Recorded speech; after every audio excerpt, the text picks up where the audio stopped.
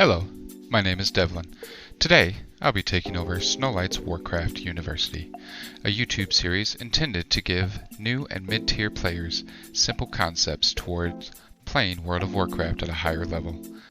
In this video, we will discuss tank fundamentals.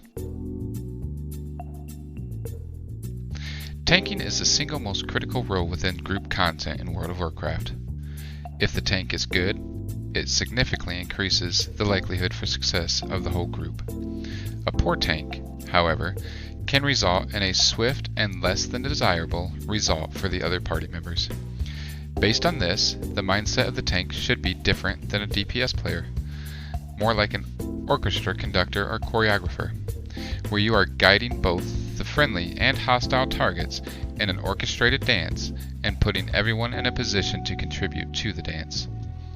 There is definitely more responsibility to tanking than in other roles, but it can be a very rewarding experience to prove yourself as a skilled tank player.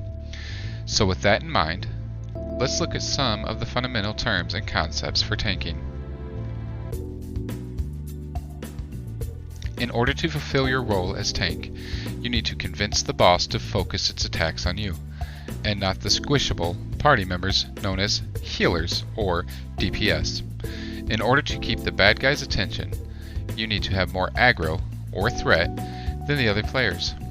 These two terms mean basically the same thing, where they represent the amount that you have aggravated the boss, thus the term aggro, or threatened the boss, thus the term threat.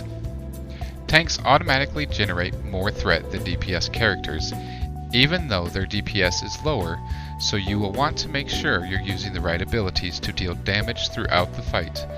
In addition, all tanks have at least one form of taunt-based ability.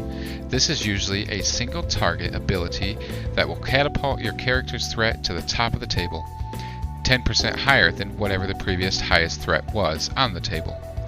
If you fall behind on threat and the bad guys goes after one of your teammates, this will allow you to take back the boss before it eats your friends. Yeah, that's kind of your fault if they get eaten. As a tank character, your next job is to ingest damage that would otherwise kill one of your teammates without taking fatal damage yourself. In order to achieve this goal, you will need a certain amount of mitigation. This term in Warcraft, mitigation, means to reduce the amount of damage you take from an enemy ability or basic attack. Your mitigation will increase alongside your item level and your attributes, stats. So the first method for better mitigation is to get better gear. The way each of the attributes increase your mitigation varies from one class to the next, so feel free to spend some time on Icy Veins familiarizing yourself with how each stat applies to your class. The other way to mitigate damage is to use an ability and buff yourself up. For some abilities, this ability mitigation can be kept up nearly constantly. Examples of this would be the warrior ability Ignore Pain, which mitigates 90% of damage taken over a certain amount of damage, like a mitigation shield, or the druid ability Iron Fur, which gives a guardian druid a direct increase to armor. Other abilities will have a long cooldown and give you a significant amount of mitigation for a few seconds, like how Survival Instincts reduces all damage taken by 50% for 6 seconds. Make sure to spend some time on Icy Veins, or just going through your spellbook to make sure you know all the abilities at your disposal to mitigate damage. Alright, the DPS got an easy quiz in their video, so now it's the tank's turn. If you turn your back on a big bad guy with a sword, what's the first thing it's going to do? That's right, he's going to bury the sword right there, where you have the least protection. In-game, this means that your passive mitigations, like blocking with a shield or parrying an attack, will not actually happen if you turn your back to a boss. Based on this, you should prioritize facing the boss whenever you have threat. There are a number of tricks we can use to move the boss around while still keeping your defenses up, and we will discuss this in a more focused lesson down the road. For now, let's discuss the next related topic of positioning. Assuming you've done everything else we've mentioned so far, the boss should be following you around the room. This means you have quite a bit of control over both your own character's positioning and the boss's as well. Because of this, the tank player is responsible to position the boss where it does not prohibit the other players from doing their jobs. That means if you move so that you are safe but everyone else would have to stand in a dangerous place, you should probably reposition the boss. There should always be a safe place for melee to stand near the boss's legs, or hind legs for four-legged beasts, and a place within about 20 yards for the ranged DPS and healers. In some cases, there will be a boss-specific mechanic that you will need to take into consideration as well. We will discuss positioning in future videos, so for now, focus on looking for a place to move the boss where everyone around the boss will be safe from danger while you continue absorbing damage.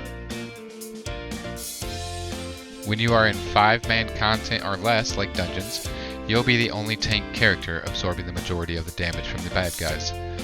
When you move into raiding, you'll be sharing tank duty with a second player. You will no longer be tanking at all times. Instead, you will generally trade off the boss between the two tanks based on some ability that the boss will use, where if you take consecutive hits from that ability, you will not be able to mitigate the damage from the second hit. When this ability occurs, whichever tank is not actively holding threat on the boss must immediately taunt and absorb the second hit. This back and forth tanking method is called Taunt Swapping. The conditions for swapping will be different from one boss to the next. So the example here is just one possible example that you will want to watch out for. Before engaging a boss, make sure both tanks are confident on who will start the fight and what event or ability will trigger you to taunt and switch which of you is the active tank. This will generally take a good amount of synergy and communication with your tanking buddy. Once you have a good understanding of the concept so far, make sure you know where your abilities are on your bars, and then take some friends into an easy dungeon to get comfortable with tanking before you ramp up the difficulty. If any of your friends have experience tanking, let them know you are looking for feedback and tips on tanking better. The more you can practice positioning the bad guys and keeping up your active mitigation abilities, the more these will become second nature and empower you to try more difficult content. And now, you should be ready to dive into tanking dungeons for your friends. We will spend more lessons on the topic of proper tanking, so stay tuned for more info on this subject. If you found this useful, please leave a like on the video or a comment with any questions or ideas so we can contribute to work on this series. The subscribe button and the bell are up there so you can see when new videos come out if that's your desire. As always, please be positive in your guilds and help make WoW a fun place for everyone to play. Goodbye for now.